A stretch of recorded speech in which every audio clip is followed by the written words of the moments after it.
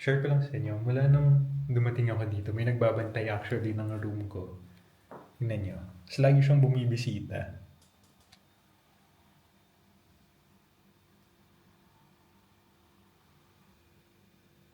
Hello.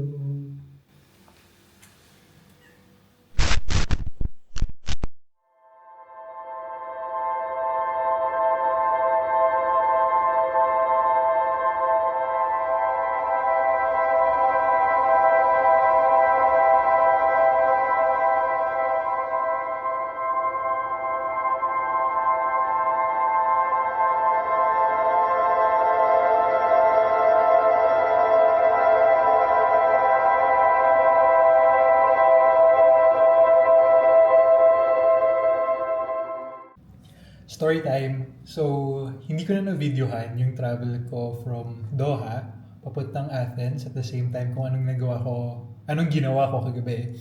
Um, Basically, sinundo lang ako ng ate ko sa airport.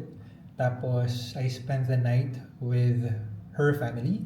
Okay, so na-meet ko na for the first time yung magiging goddaughter ko.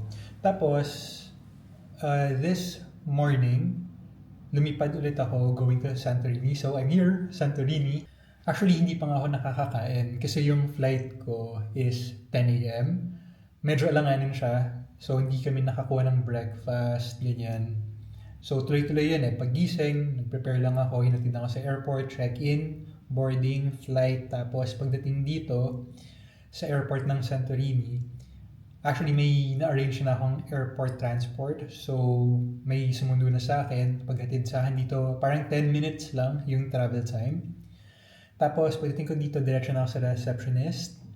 Kudos to the receptionist of this accommodation. He's very friendly at the same time. Ang dami niyang binigay sa akin na information about Santorini itself. At the same time, yung mga pwede kong puntahan, pwede kong kainan, ganyan. I waited mga 30 minutes. Tapos yun, nakapag-check-in na ako. So, yun nga. Ang gagawin natin ngayon, pupunta ako ng kabilang town called Fira. Kukuha ko ng food, tapos babalik ako ng accommodation here, basically. Kasi gusto ko abutan yung sunset dito. Kasi sabi nila, maganda yung sunset view dito sa hotel na to. Specifically, sa balcony ng room ko. In fact, napansin ko na yung mga photos na ginagamit sa booking.com, sa website nila, is actually this balcony. So, excited na ako makita yung sunset. So, share ko sa inyo mamaya. Tatry ko videohan ng maganda. In the meantime, room tour.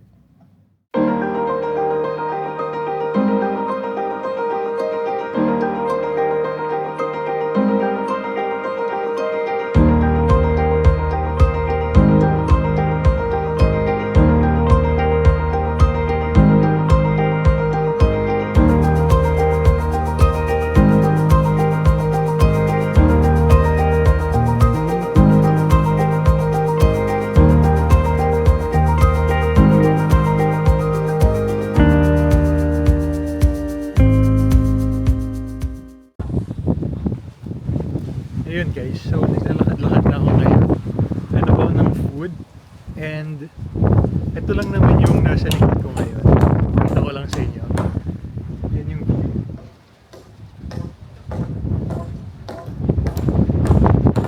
Siguro mga 5 minutes pa lang ako naglalakad from my hotel. Sobrang lakas ng hangin actually. So hindi ko alam kung naririnig nyo ba ako. Mapapansin nyo guys, parang walang tao masyado sa mga pinupuntahan ko. Kasi lean season ang November. So, actually, ang daming sarado talaga ngayon. Kaya parang ang peaceful yan. Tapos, puro construction. So, siguro ito yung time na ginagamit nila para i-renovate yung mga sarili-sarili nilang mga resorts. So, yan.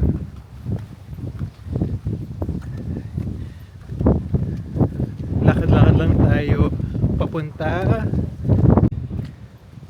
Yan guys, ang lalakarin natin actually is from here, yung spot na to, hanggang doon sa kabila.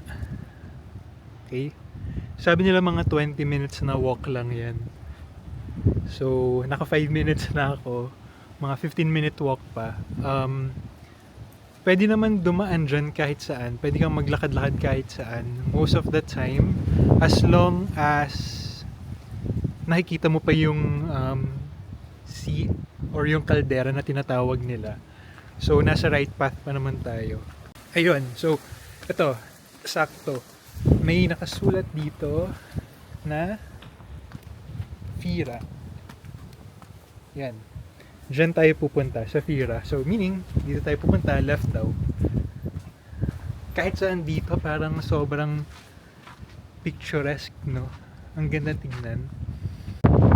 So, nakakita ko ng parang okay na spot for a selfie. Subukan natin. Set up tayo ng selfie spot dito. Kasi maganda yung stairs. Masama yung caldera. Tapos medyo monochrome. So, subukan natin.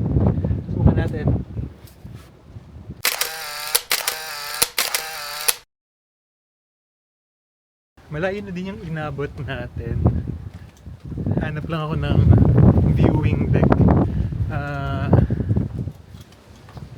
So kung makikita nyo yung parang rock na yun, galing tayo sa kabilang side pa nun. So imagine, nalakad na natin yun lahat. Ayan. Hanggang dito, nalakad natin. So mukhang malapit na tayo. Yan, may mga nakikita na rin akong nag-picture doon.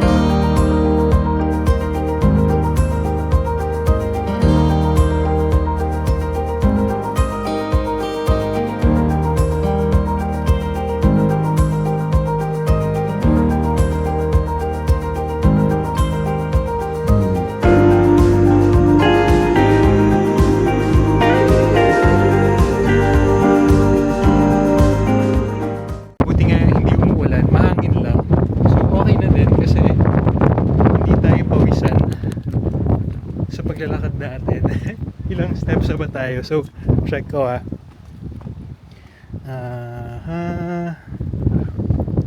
sabi dito naka 8,500 steps tayo. Onti pa lang pala. So, kayang-kaya pa. Hanap tayo ng papasukan. I think dito tayo sa baba. Okay, sa baba tayo. Yan.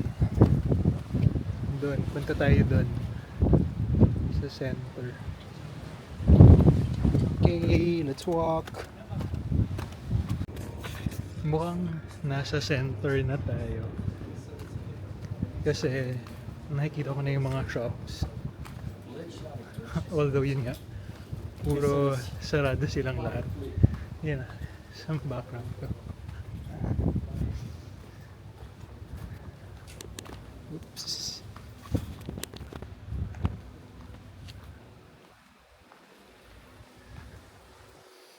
Puro sarado. Oo.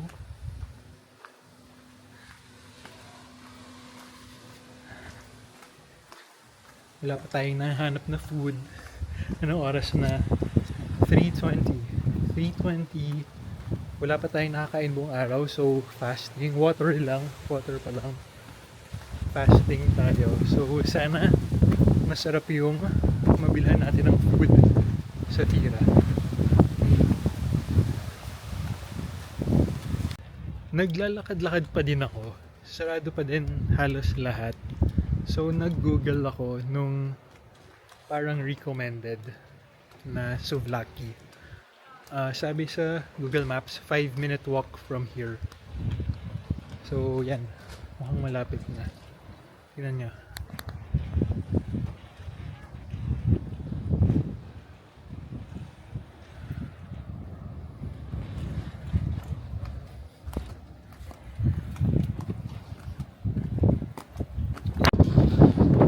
Dito sa part na to, which is parang towards the main square. Yan, yung mga open na.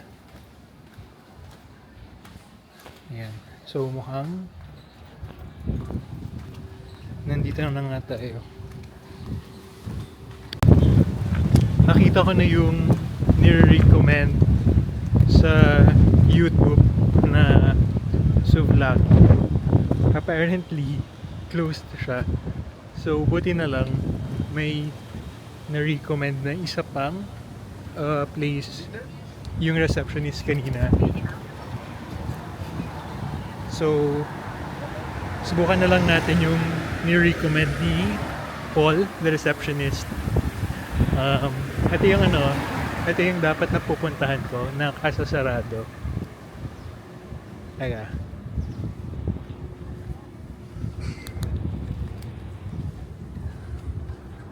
Yan. Yung Lucky's. Siya yung ni-recommend kasi nga it's closed. Tapos, yung isa is malapit naman dito na nakita ko parang crowded din. So, probably it's good. So, puntahan natin. Yogi naman yung name ng isa.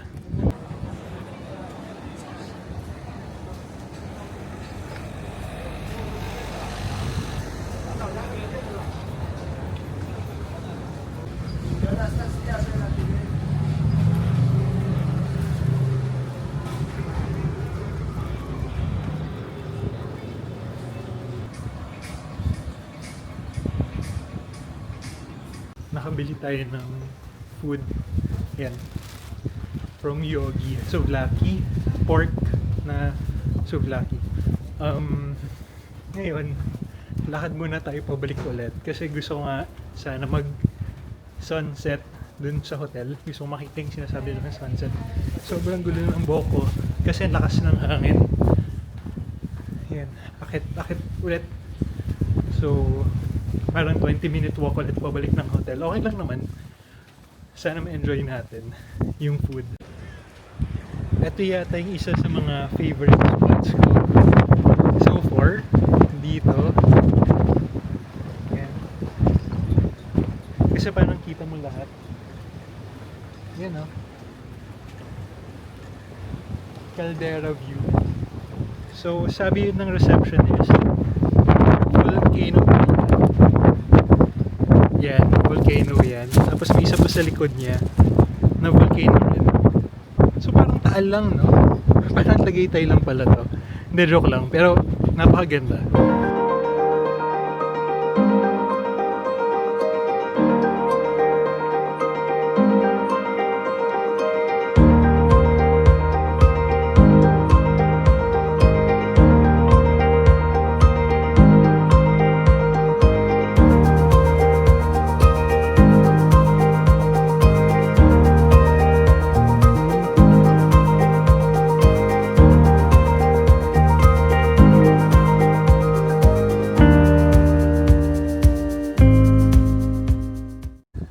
Ayun guys, finally makabalik na tayo.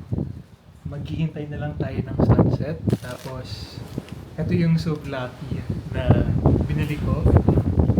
Ang laki niya, actually ang laki niya. Parang abot na siya yung breakfast bukas. Tapos, ito, bumili na rin ako ng Coke Zero. Yan, Coke Zero. Tapos yan, yung sunset view.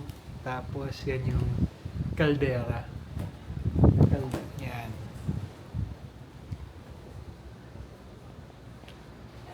So yan guys, let's see kung ano pwede natin gawin mamaya or bukas. Pero yun yung restaurant na nirecommend niya.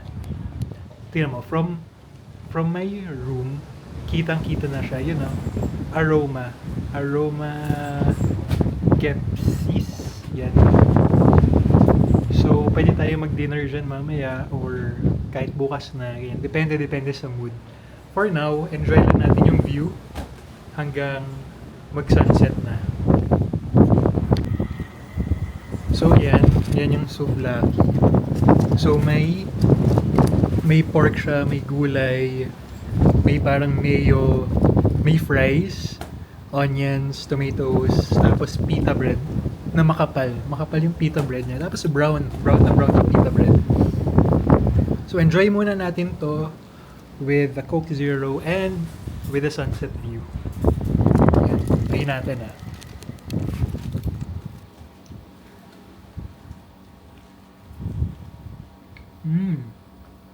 Mm.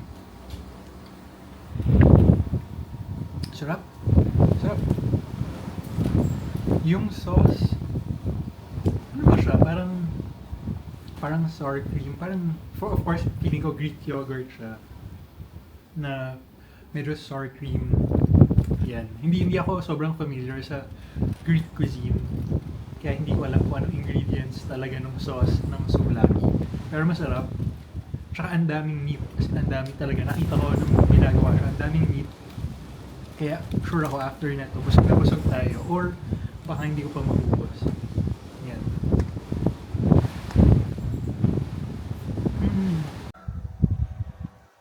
Ayun guys, nakapag-ready na tayo. Ang oras ngayon is 6:55. So, lumabas ako agad kasi gusto ko makita yung sunrise. Apparently, itong view ko is sunset. So, ibig sabihin, yung sunrise nasa kabilang side. So, lakad tayo papuntang kabilang side. Okay, tahimik.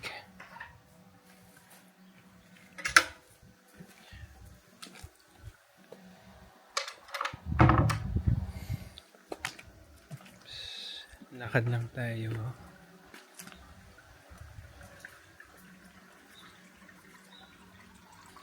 Yun.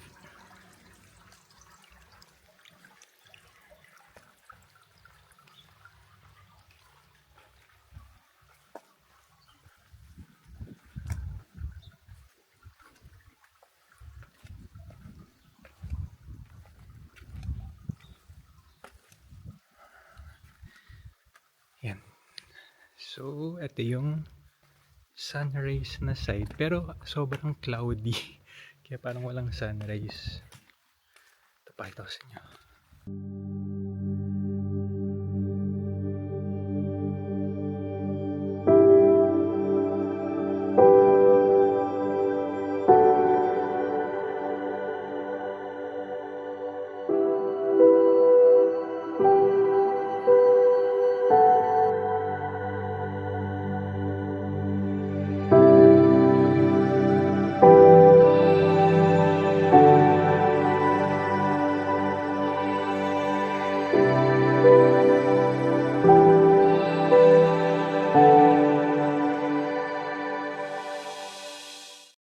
So, mapapansin nyo from itong accommodation, pag tingin mo sa likod, may dagat. Yan. Dagat yan actually. Dagat yan. Lahat ng yan, dagat yan. Tapos, pag tingin mo naman sa harap, ganun din. Water din yung makikita nyo at saka yung island. So, itong side nung harap na may island na sabi nila is actually that's a volcano. Ito yung tinatawag nila na caldera view. Yan. Dati pala, itong Santorini is one huge island. Okay? Tapos nagkaroon ng volcanic eruption. Tapos naghiwa-hiwalay na yung islands. Kaya siya na-form na ganyan. May small islands pa. Medyo cloudy kasi this morning. Kaya yan yung sunrise. Medyo natatakpan siya ng clouds. Pero ang ganda pa din ng view niya. This time it's 7:06. Hindi pa gising halos yung mga tao. Very quiet pa din. Siguro 2-3 tao pa lang nakikita kung naglalakad-lakad. Yan. So yan. Sunrise.